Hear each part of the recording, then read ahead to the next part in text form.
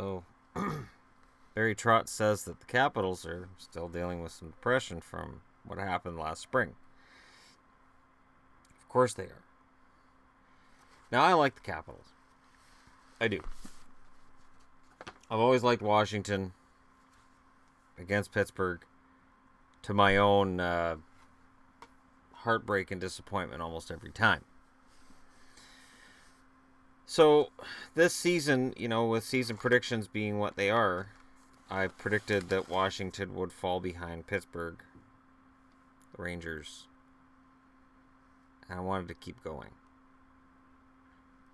When I looked at the team, when I was doing my season previews, I was like, wow, this team's just been gutted.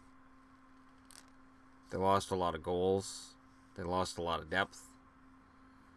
And they're right against the cap, so they can't afford to bring in anybody to fix it. I think people sometimes get caught up in the President's Trophy conversation. I know when the Canucks won the President's Trophy in 2012 and then got eliminated in the first round, there were Canuck fans who held to that President's Trophy and said, well, yeah, but we're still the number one regular season team in the league, so we're not far off. We're close. And I think there are still some people in Washington who probably feel like, all right, well, we're close. And I'm not talking the fans. I think the fans went through this and seen this before. I mean management. So for management team members, it's like, all right, well, we're still the best team in the regular season. We're close.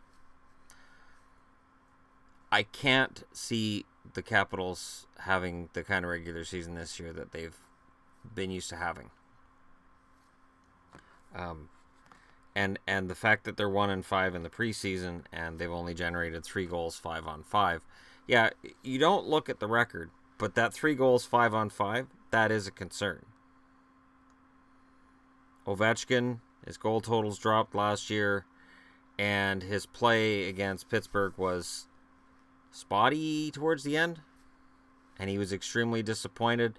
Ovechkin's also disappointed he can't go over and play for the Russian team for the Olympics. This could get ugly. I did a video recently where I talked about the top 2 centers, and I had Backstrom and Kuznetsov as number 2, and I still believe that. But look at the team around him. So you've got Backstrom and Kuznetsov as the top 2 centers. Great. Oshie had kind of a fantastic year last year. He's signed forever. Burakovsky's up and coming. I think Wilson has more scoring potential than he showed, but Wilson's still doing stupid things. Wilson's still playing the rat role. Ovechkin, as I said, is on his way down. Eller's not a goal scorer.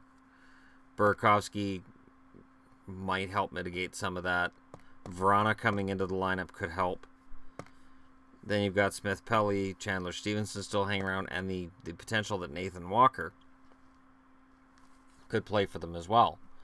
On the blue line, Niskanen, Orpik, Orlov, Carlson. I believe Bowie's got sent down. I thought I'd read that last week. He still shows on Cap Friendly as in their lineup, so I'll go with Bowie. I just see too many pieces on this Capitals team that I either see as fringe NHL or that the team gets into trouble if one of their core guys gets hurt. And look around the league. There's a lot of players getting hurt. Minnesota Zach Parise out of the lineup right now. Nursing back problems. And we know those can end careers. But Minnesota has young guys ready to step in and contribute. I don't know how much Washington has that. I know they have Vrana. I know Burakovsky can increase his role. I look at that Metro division, which is just deadly. Absolutely deadly. And I don't think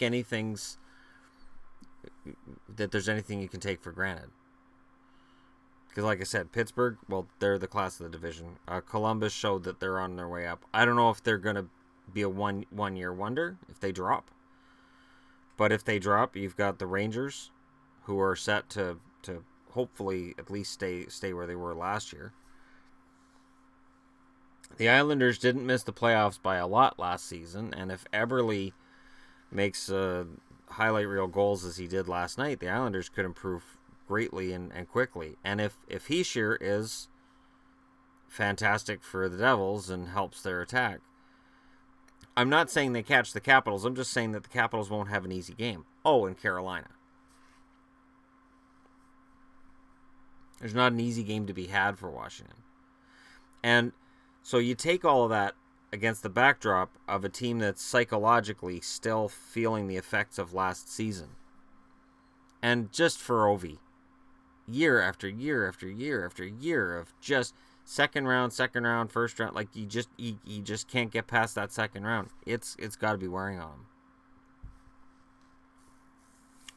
Secretly to himself, he has to be thinking, that was my best shot at a Stanley Cup, and we blew it.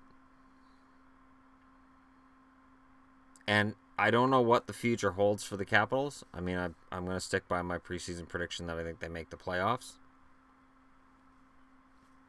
But I did predict them to be fourth. I had Pittsburgh, Columbus, and the Rangers ahead of them. But if you look at, let's just compare Carolina and Washington. Carolina, you've got a really good young defense. You've got some exciting young players at forward. The only question mark is Darling in net. Outside of that, everything looks like they're on the upswing. For Washington, I don't know. A lot of it is going to hinge on Ovechkin. Ovechkin's got 4 more years left on his contract, so he's signed there for 2021. TJ Oshie has just signed his 28-year deal, or whoever the hell long that is, and Kuznetsov signed a huge deal. Kuznetsov's fine because he's 25, but I still think they paid too much. Still think they overpaid Kuznetsov. So we'll see.